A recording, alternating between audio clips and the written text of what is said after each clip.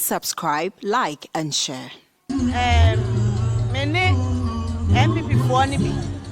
Me ye campaign. Me go di campaign nechi. Ti e to aba ni wie ye no. E na se John o chance se o bisa mase. Se abaya kokko na campaign no odi a chire sa be na menyem.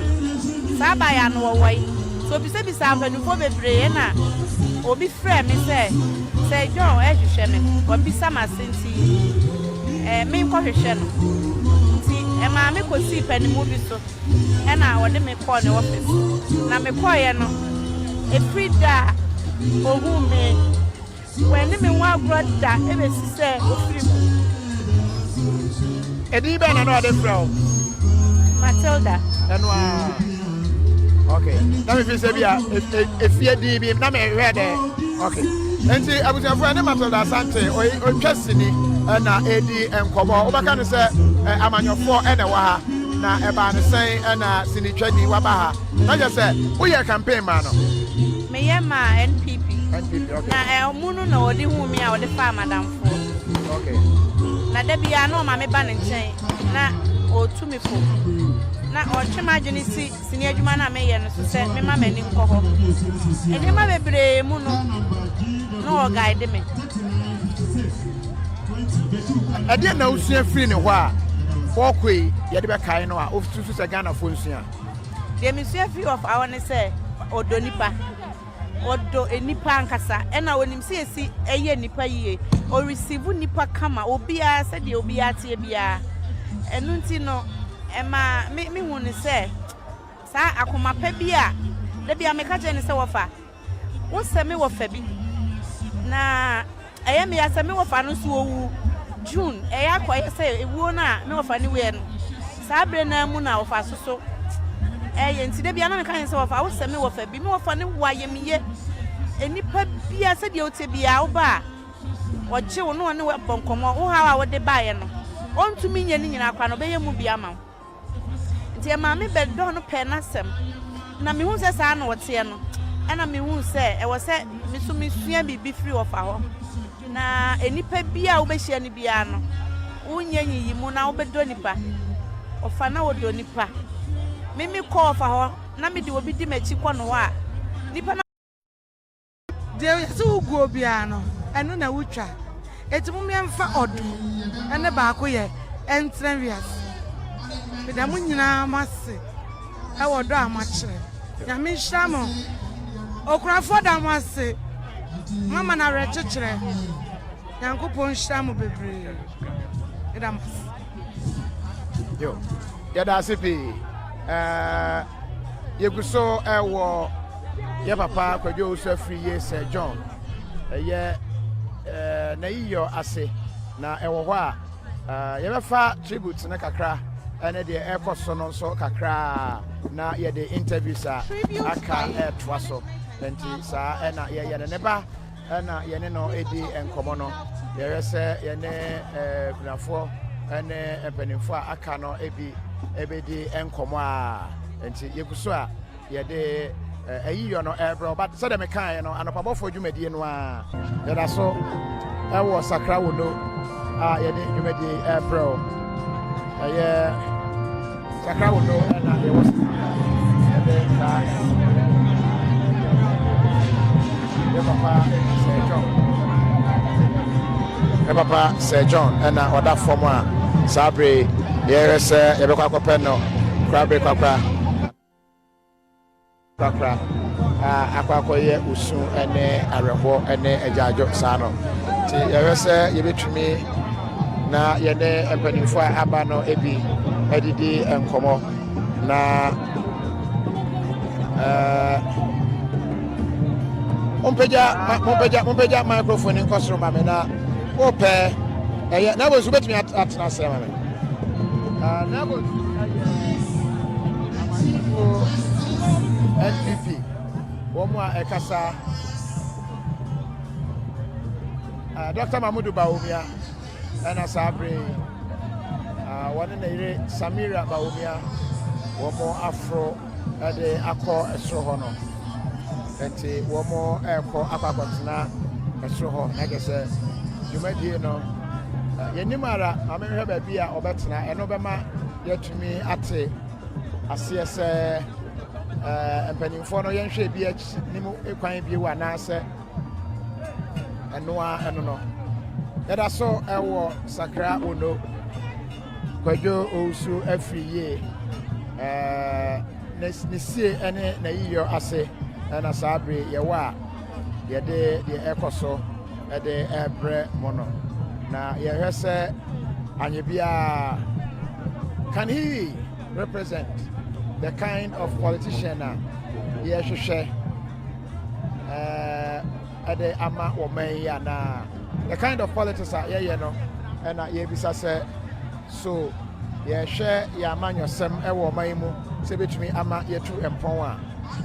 ɔtumi represente that kind anaasɛ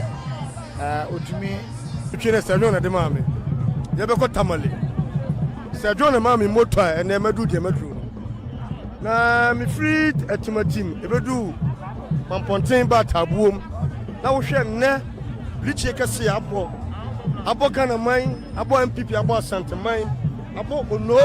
adehyeɛ Kwabere East yɛnyinaa me ho dam nifa due de me ho yɛ akɔ na wohwɛ sɛdeɛ Sergio sie na mɔnyɔsɛm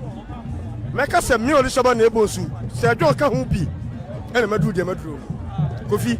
etie nnɛ deɛ sɛ wo sɛ medi akɔneaba a metra sɛ nyɛ yie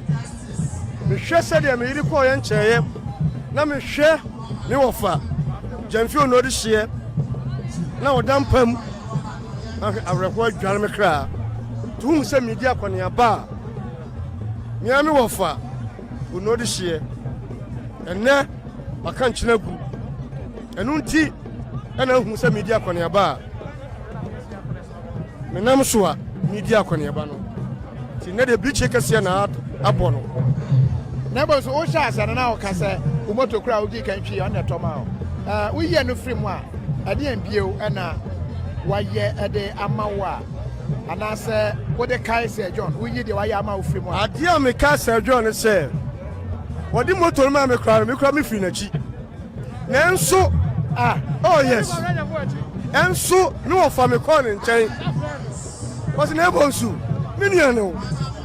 ɔfa no gyi me fɛw so saa ne meka bɔ mu ɛyɛ adwumadene forestry kora ɔma m'adwuma sɛ na ɛbɔ nsu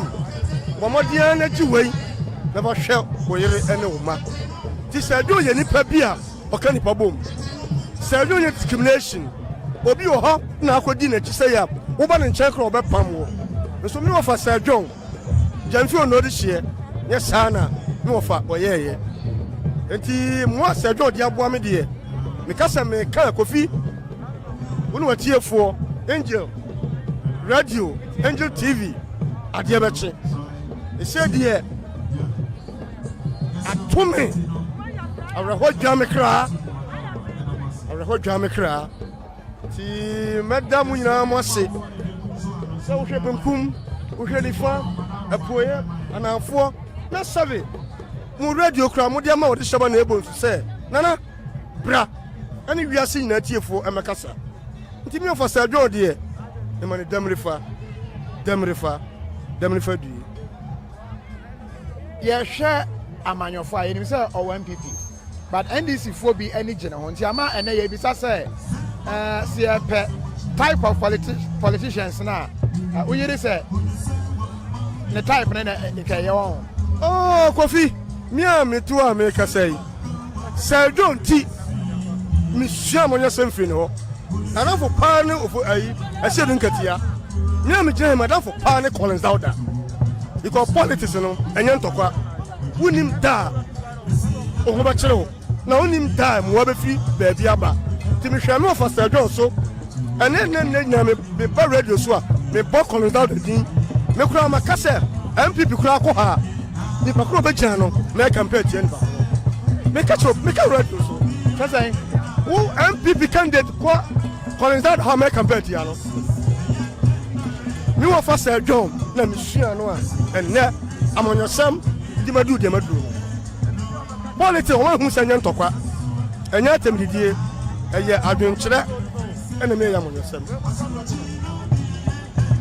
enti ofasa do die kofi ikasa me kana samu adie because I'm not session katia maame konsia do ni ofasa do ko tran ho wona ti ayikata so wona ne ekọ na wona ne pa enti wo wen koma ya manyofo no sa wo ye politics ya susuma wo party ni utrim dem ye na ye kamom ensom so oman konkro Ghana asa football obia de adwene finifie na ba ye ko park ni so a ye bo wie Samuel Jesus and what you have ochia abusiane ma amo yako Chief Justice and Yabwa is rushing the justice possible and so I am national you can another for MVP and a lawyer and lawyer Justin Kobia don't make us lawyer Fred Gray national chairman for New Patriotic Party. Thanks for watching.